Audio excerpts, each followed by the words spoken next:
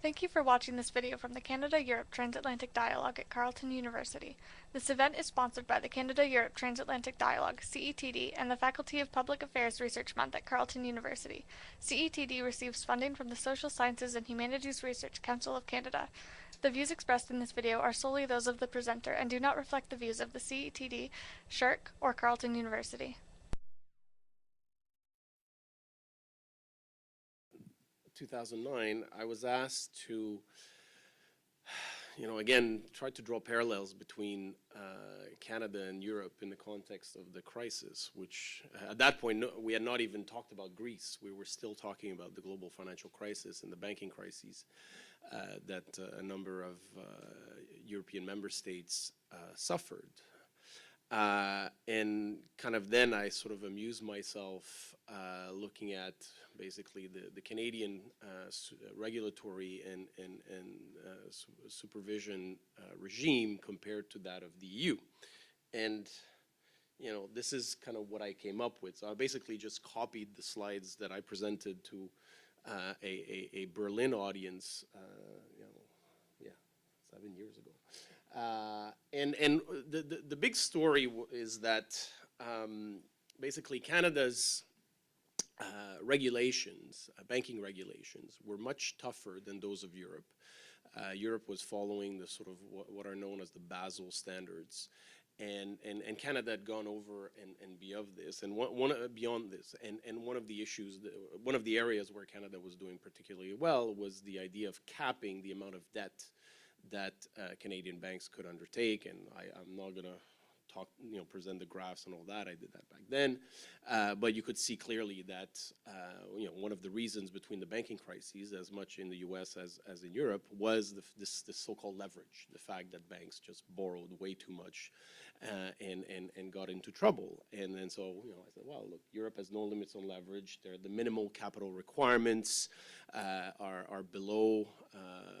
Well, kind of meet international standards, but Canada was going over and beyond that.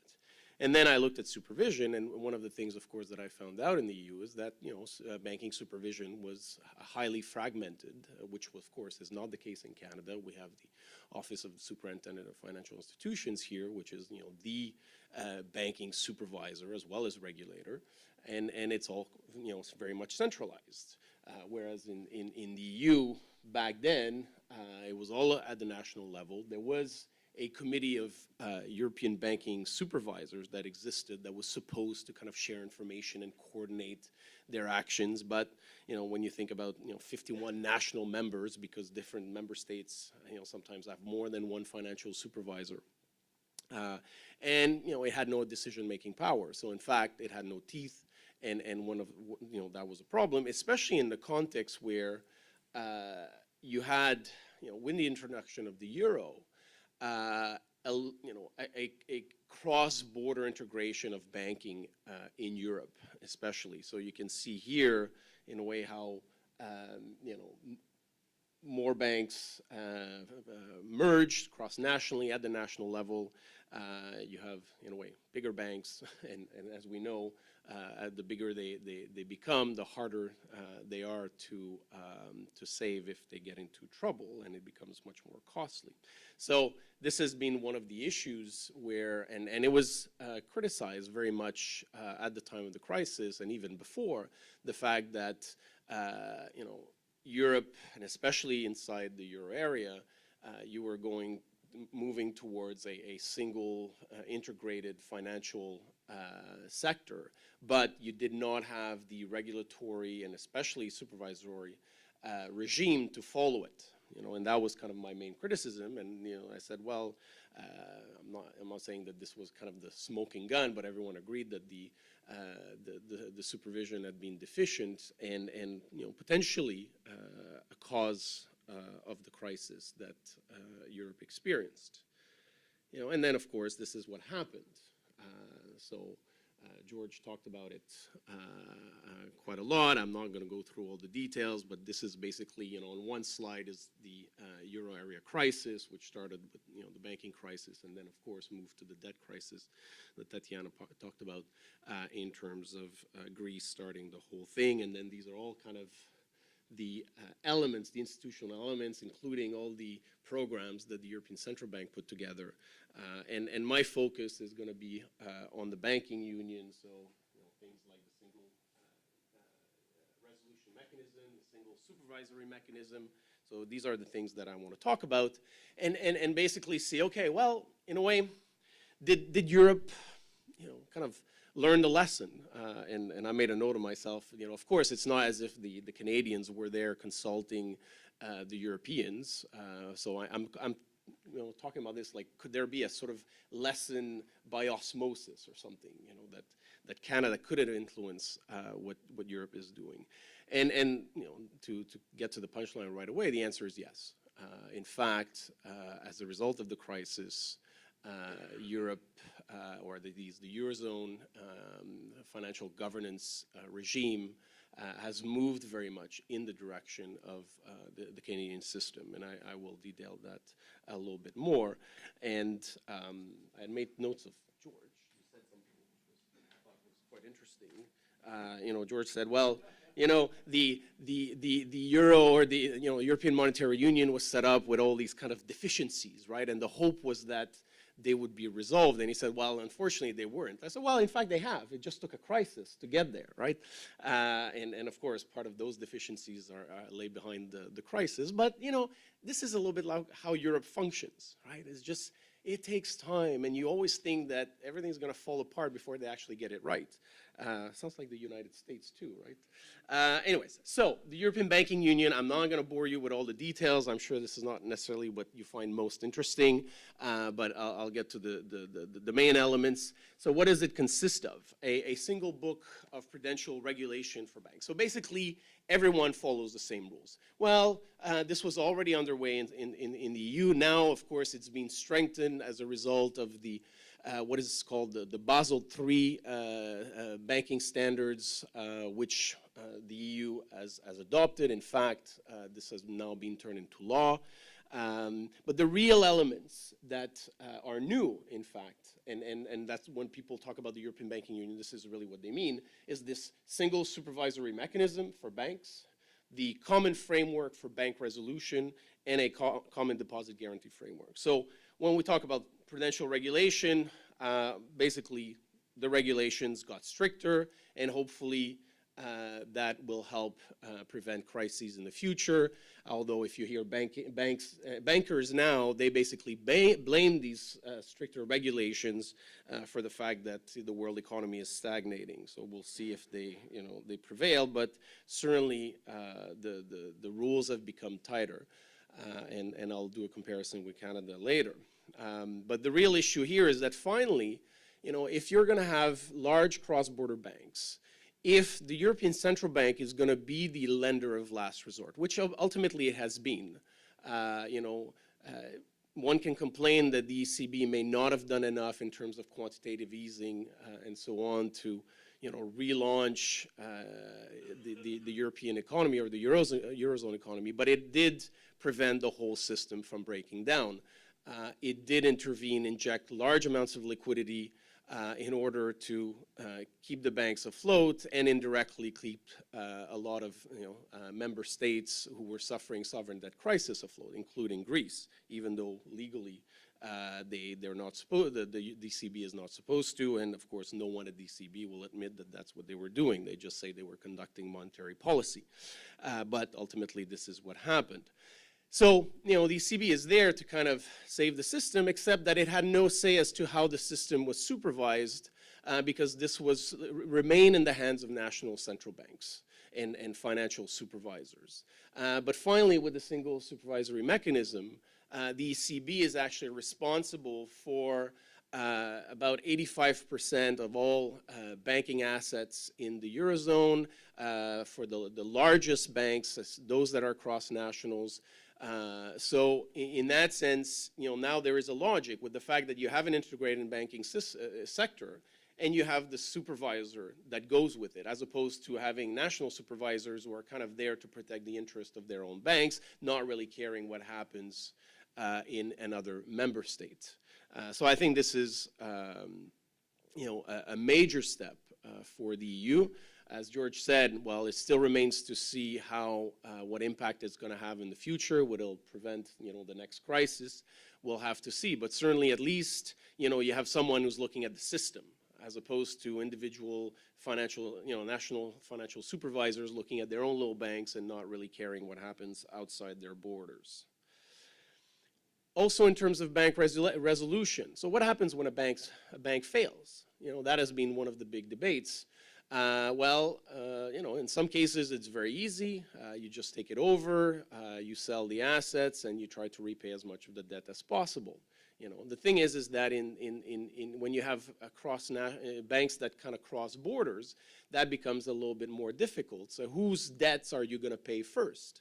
The debts located in the UK or the debts located in Germany? And who gets to decide? Lehman Brothers failed in the fall of 2008. They're still dealing with the bankruptcy. It is not over. It has cost billions of dollars in terms of lawyers, accountants, all sorts of, consultants, because it's just highly complex and no one knows what's going to happen and who's going to pay for it and all that, including bailouts, right? Who's going to bail out which part of the bank? So in that sense, the EU said, okay, well, we're going to try to avoid this. We saw what the crisis in Cyprus meant, where at some point, depositors were going to lose all their money, and of course that creates panic.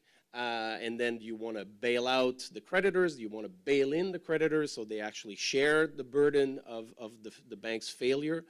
Well, this is what the Bank Recovery and Resolution Directive does. And it has very clear thresholds as to, well, if you're a creditor, so you're owed money by the bank, well, this is kind of how much you're going to have to pay if the bank fails.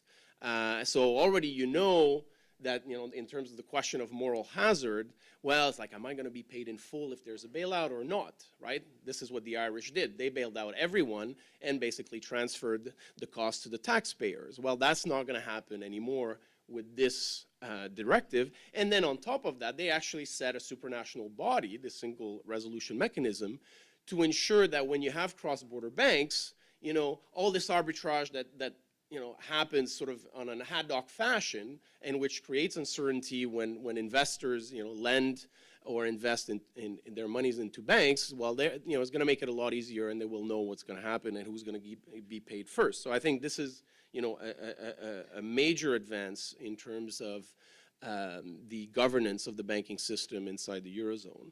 And then the final part is here in Canada, and especially in the US, no one really thinks about deposit guarantees anymore, right? Because our bank deposits have been guaranteed up to a certain amount, $100,000 here in Canada, $250,000 in the US for, I don't know, decades. Well, many countries in the European Union did not have any such schemes before the crisis. Ireland was one, the UK was one, and there are others, or they had very small thresholds. And of course, the idea of the deposit guarantees to say to individuals who have their deposits in banks that potentially could go bankrupt, say, do not panic, do not withdraw your money from the bank, which is just going to make things worse. The government is going to guarantee everything, so you're not going to lose anything up to a certain amount. And you need to have, again, an integrated market. You need to have basically common rules. One good example is that when Irish banks were failing, the Irish government basically said, we're guaranteeing everything, deposits, no limit, and all that. Well, what do you think the Brits did? They said, oh, if I don't have any deposit guarantee in Britain or with a British bank, so I'm just going to open an account and transfer my account to Irish banks that have branches in London and other parts of the UK. So all of a sudden, the British banks were losing deposits, especially when they were frail, and those were being transferred to basically Irish banks because the Irish government had decided to guarantee this. So making the system in a way more costly and more unstable, right? So now, at the very least, there are minimum standards. Bank deposits will be guaranteed up to 100,000 euros. Ideally, we should move to, again, a supranational deposit guarantee scheme with a common fund, but we're not there yet. This is still the weak link, but hopefully things will move forward in the future, and hopefully it will not take another crisis to do that. So in conclusion, I guess from a Canadian perspective, the euro area has followed Canada's footsteps. As I said, stricter prudential regulations, a single banking supervisor, a central bank as a lender of last resort. It wasn't clear that the ECB was that lender of last resort before the crisis hit, but it did take on that role. It was taken. There was no reliance on national central banks per se.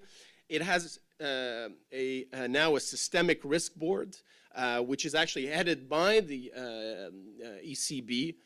Which looks at the entire financial system to identify risk. And again, this is something that Canada has, where all the financial regulators, including the Department of Finance, get together once a month to say, okay, where are the problems?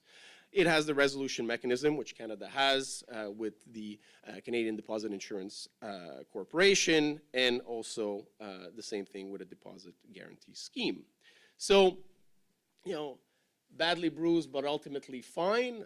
Yes, I think that's the answer. I think, I guess I'm much more optimistic about the euro and the Eurozone. Tatjana said that, in fact, there was a currency crisis in the euro. In fact, no, I would argue there was no currency crisis in the euro. There were certainly fears that the Eurozone would implode, but if you look at the euro itself, even during the crisis, it remained actually quite strong relative to other major currencies. So somehow the investors did not feel that the euro itself would lose in value or something. What they feared is that many countries would actually leave the euro, and you would end up with a very small Eurozone around Germany, but the entire periphery would have gone down. But then what would have happened with that? So I think with these new changes, it's likely that Eurozone banking governance and financial governance more largely is in much better hands than it was. And I guess I'm confident that if there is a crisis next time, it will be not as bad as the one we've experienced. Thank you very much.